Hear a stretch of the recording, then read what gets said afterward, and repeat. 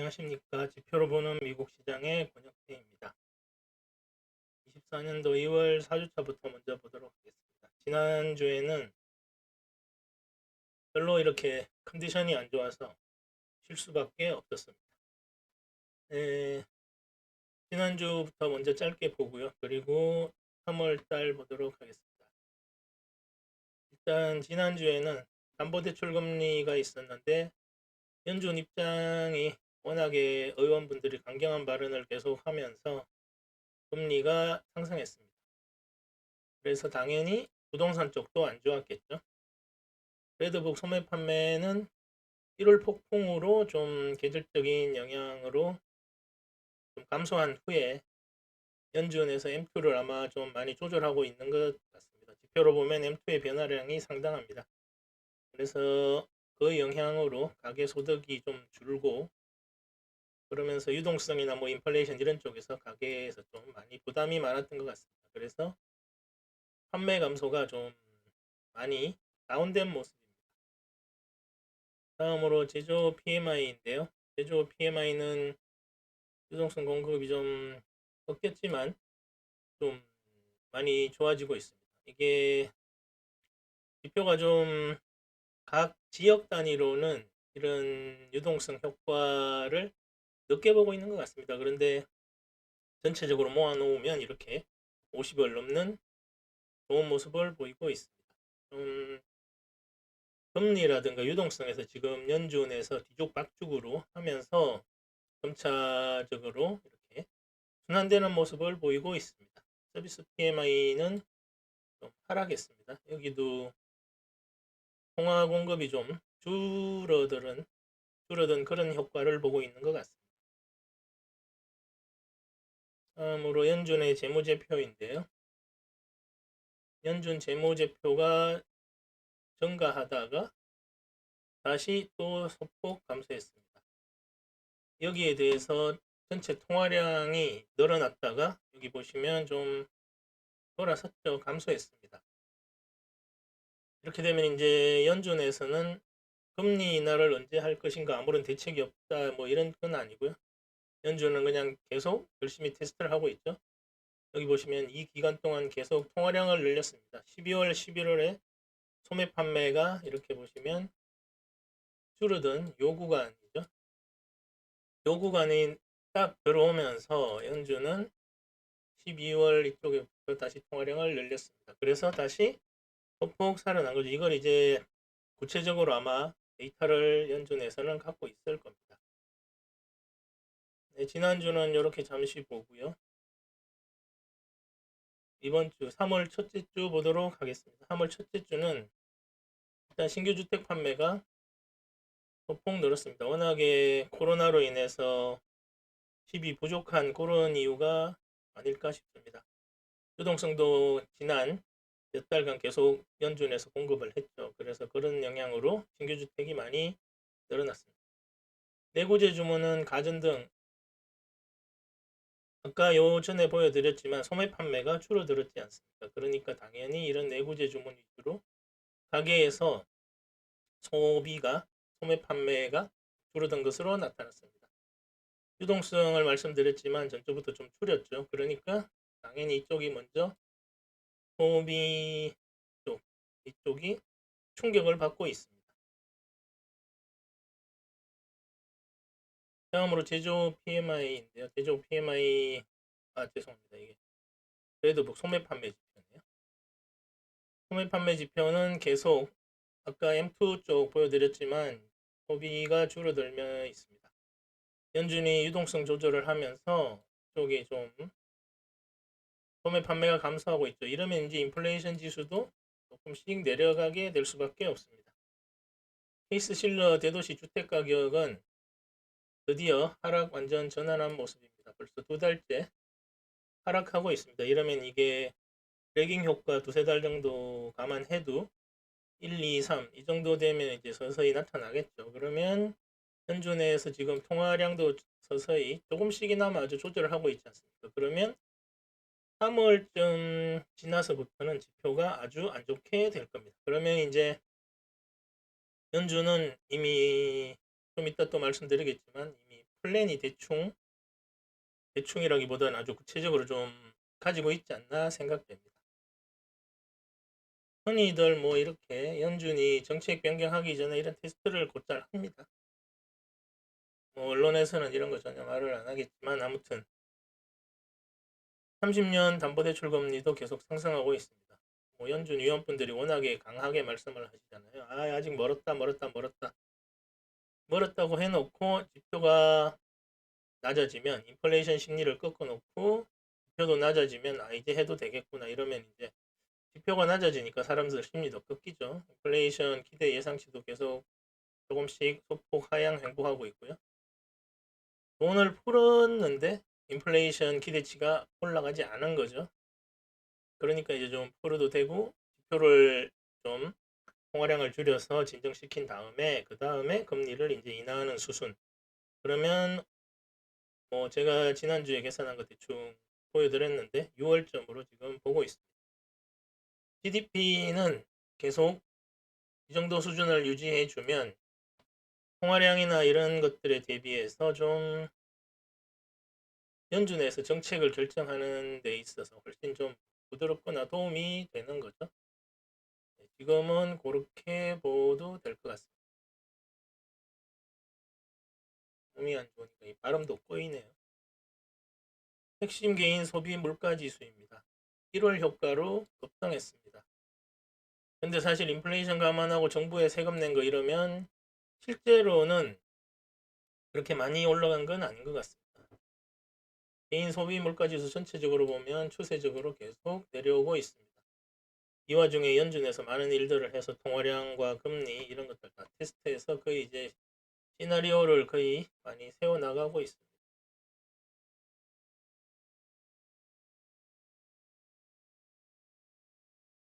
개인 수입도 아까 말씀드린 대로 똑같습니다. 1월 효과로 많이 올랐죠. 근데 여기서 이제 세금이라든가 아까 말씀드린 대로 이런 것들을 감안하면 크게 늘지는 않았습니다. 그래서 실제적으로 GDP 감안한 개인 지출은 거의 늘지 않은 0.2입니다.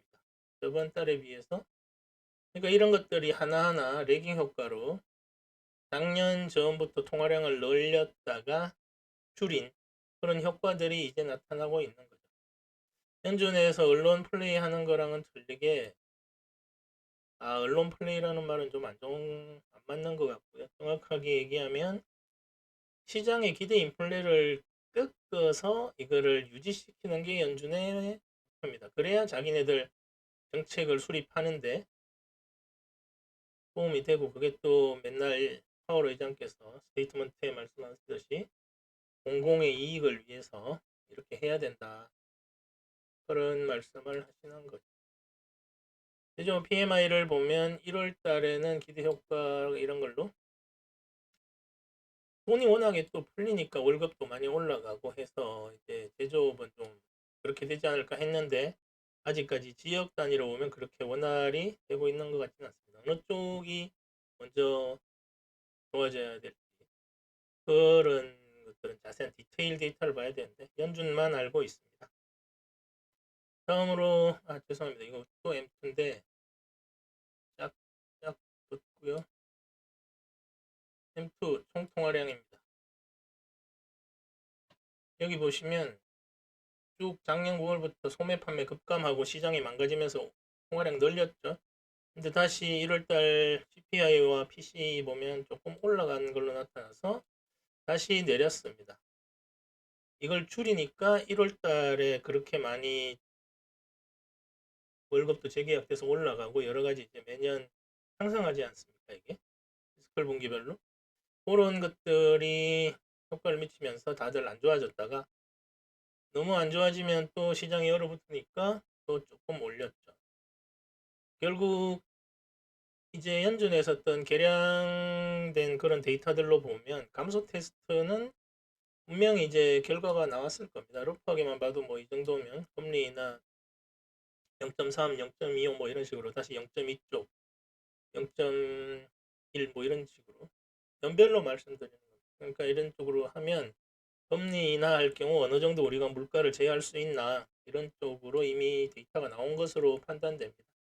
유동성 축소가 얼마나 해야 되냐, 이게 이제 시장에서 봐가면서 하겠죠. 그게 이제 5월 이후에는 연준에서 얘기하는 배럴 컨피던트, 여기 이전까지는 이제 컨피던트 했고요. 추세가 내려왔으니까 그게 이제 PC의 연단위에서 나타났는데 이게 컨피던트고, 이 부분에 대해서까지 성공을 하면 이제 배럴 컨피던트가 되는 거죠.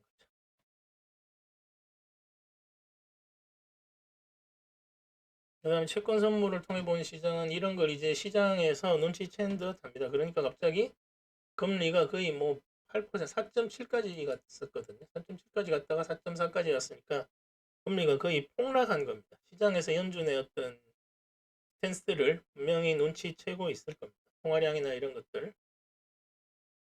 뭐 개인분들은 이런 생각을 하죠. 내가 팔면 올라가고 내가 사면 내려가는. 사실 그런 거 아닙니다. 95% 이상의 자금을 1%도 안 되는 사람들이 다 운용을 하기 때문에 강물이 휙 내려가는데 내 것도 같이 내려가는 거고요. 내 것도 같이 팔려가는 거고 내 것도 같이 사지는 겁니다.